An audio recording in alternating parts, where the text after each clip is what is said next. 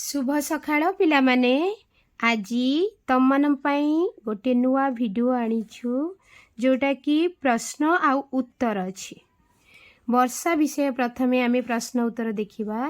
यह होछि अभ्यास प्रश्न पत्र उत्तर। वर्षा विषय रे जेतिक प्रश्न अछि ताकू आमे पढ़िबा आ उत्तर लिखिबा। तब माने बारंबार ताकू पढ़िबा आ लिखिबो ए प्रश्न उत्तर बिल्कुल पूरा मुहरे हे जिवो। यह बहुत सहज। मु लिखि देइछि, प्रश्न भी लिखि देइछि, उत्तर भी लिखि देइछि। मु प्रथमे प्रश्न पढुछि। वर्षा कवितार कवि किए? कौन लिखिबो? वर्षा कवितार कवि जगन्नाथ दास। दी तीन थरा पढ़ी देले भी जेते बेले प्रश्न जे भी पचारू तमे उत्तर देई दबो, सहज रे उत्तर देई परिबो। द्वितीय प्रश्न कौन अछि? वर्षक केते मास ओ केते ऋतु? वर्षक 12 मास ओ 6 ऋतु। तृतीय प्रश्न कौन? ग्रीष्म ऋतु परे केउ ऋतु आसे? ग्रीष्म ऋतु परे वर्षा ऋतु आसे। चतुर्थ प्रश्न मेघ माने किपरि जल वर्षा करंती? मेघ माने आकाशर शून्य पथरे मिलित होई वर्षा घड़घड़ी सह जल वर्षा करंती। केतेक पिला माने लिखि देंती मेघ माने जोरे जल वर्षा करंती। सेमती नहीं, ठीक पूरा संपूर्ण ठीक उत्तर कौन हैला? मेघ माने आकाशर शून्य पथरे मिलित होई वर्षा घड़घड़ी सह जल वर्षा करंती। पंचम प्रश्न वर्षा कवितारे काहाकू राजा बोली कुहा जाइछि? वर्षा कवितारे पृथ्वी को राजा बोली कुहा जाइछि। षष्ठ प्रश्न मयूर काहाकू देखि नृत्य करे?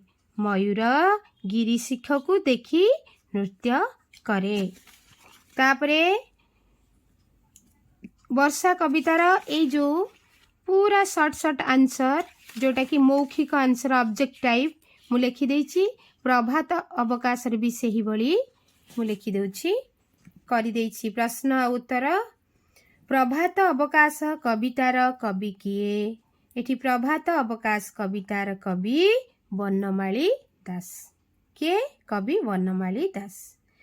सकाळ हेबारु केउ केउ पक्षी राब दियंती? सकाळ हेबारु सुक, काक बा काऊ एमती बुझी न पारिबरु काक के जानी नथिबो बा काऊ एठी लेखा हिछि। पिक बा कोइली, पिक माने कोइली, कुकुट बा कुकुडा आदि पक्षी माने राब दियंती। 3 नंबर प्रश्न माता जसवंती श्रीकृष्ण को केउ सबु खाद्य खुआइबे बोली कहिसंती? उत्तर कौन?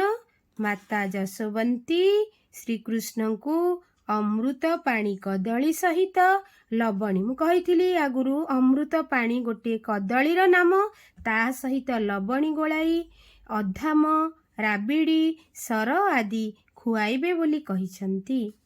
चतुर्थ प्रश्न कौन? केउ माने सिंहद्वार निकटरे थाई डाकुछंती? ना गोपसूत माने सिंहद्वार निकटरे थाई डाकी श्रीकृष्ण को डाकुछंती, सखा को डाकुछंती। कौन डाकुछंती एठी मु लेखि नहीं, मु कहि देउछि अच्युत बोली डाकुछंती। कौन डाकुछंती? अच्युत बोली डाकिछंती। एहा हला मौखिक प्रश्न। मु पर वीडियो रे आउरी अनेक प्रश्न उत्तर लिखिबी।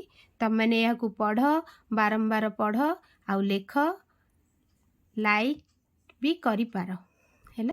माने एहा परे आमे ओडिया व्याकरण विषय रे किछि लिखिछु जोटा कि तमर परीक्षा रे भी आसी पारे। प्रतिशब्द, विपरीत शब्द। प्रतिशब्द जोटा कि हिंदी रे कहउछ पर्यायवाची, इंग्रजी रे सिनोनिम्स। तो प्रतिशब्द पृथ्वी। पृथ्वी को कौन केते प्रकार केते प्रतिशब्द अछि केतोटी? धरणी, मंचपुर, मही, जगत, धरा बहुत अछि। ता भितर आमे ई चारिटा लिखिछु जोटा कि वर्षा कवितारे भी अछि। एटा मही अछि, जगत अछि, मंचपुर अछि, धरणी अछि, सूर्य ରବି, ତପନ, ଦିବାକର, ପ୍ରଭାକର, ଏଇଭଳି ଆହୁରି ଅନେକ ବି ଅଛି। ବିଜୁଳିର ଚପଳା, ସୌଦାମିନୀ, ଜାଣିଛ ଚପଳା ଆଉ ସୌଦାମିନୀ? ତମେ ଜାଣିନଥିବେ, ଏଇଟା ନୂଆ ଶବ୍ଦ। ବିଜୁଳିକୁ ଚପଳା ଆଉ ସୌଦାମିନୀ ବି କହନ୍ତି। ଜଳର ପାଣି, ନୀର, ଜୀବନ ବି କହିପାରିବା ହେଲା। ତ ଏତିକ ପ୍ରତିଶବ୍ଦ। ଏହା ମୁଁ କେବଳ ସର୍ଟ କହୁଛି, କାହିଁକି ନା ତମେମାନେ ଟିକେ ମନେ ରଖିବ। ବିପରୀତ ଶବ୍ଦ ମାନେ ଅପୋଜିଟ୍ ୱାର୍ଡ। କ୍ରୋଧର ଏଠି ମୁଁ କ୍ରୋଧ ଶବ୍ଦର ତାହାର ପ୍ରତିଶବ୍ଦ ହେଉଛି ଶାନ୍ତ। ମୁଁ ଏଠି କ୍ରୋଧ ଶବ୍ଦର ଶାନ୍ତ ଲେଖିନି, ତ ମୁଁ ଲେଖିଦେଉଛି ଏବେ। ଦେଖ, କ୍ରୋଧ ଶବ୍ଦର ପ୍ରତିଶବ୍ଦ ଶାନ୍ତ ହେଲା। ପିଲାମାନେ କେତେ ଗୁଡ଼ିଏ ପିଲା ଅଛନ୍ତି ଅକ୍ରୋଧ, ଏସବୁ ଲେଖିବ ନାହିଁ। କ୍ରୋଧ ଶବ୍ଦର ଶାନ୍ତ। ଭୋଗ କରିବା ନା ଏଠି ଯେଉଁ ଠାକୁରଙ୍କୁ ଭୋଗ କରିବା ନୁହେଁ, ଏ ଯେଉଁ ଭୁଞ୍ଜିବା ବା ଉପଭୋଗ କରିବା, ତାହା ତ୍ୟାଗ କରିବା, ତାର ଅପୋଜିଟ୍ ହେବ ବା ବିପରୀତ ଶବ୍ଦ ତ୍ୟାଗ କରିବା। ଭୟ, ନିର୍ଭୟ, ଅଳ୍ପ, ବହୁତ, କ୍ଷୁଦ୍ର, ବୃହତ୍ତର, ସନ୍ତୋଷ, ଅସନ୍ତୋଷ ହେଲା। କ୍ଷୁଦ୍ର, କେତେ ଗୁଡ଼ିଏ ପିଲା ଅକ୍ଷୁଦ୍ର, ସବୁ ଲଗେଇକି କେବେ କରିବନି, ତାହାର ନିର୍ଦ୍ଦିଷ୍ଟ ଏକ ବିପରୀତ ଶବ୍ଦ ଅଛି। ତ ଏହା ହେଲା ବିପରୀତ ଶବ୍ଦ ଆଉ ପ୍ରତିଶବ୍ଦ। ତାପରେ ପିଲାମାନେ ଆଜି ପାଇଁ ଏତିକି। ତ ରହୁଛି।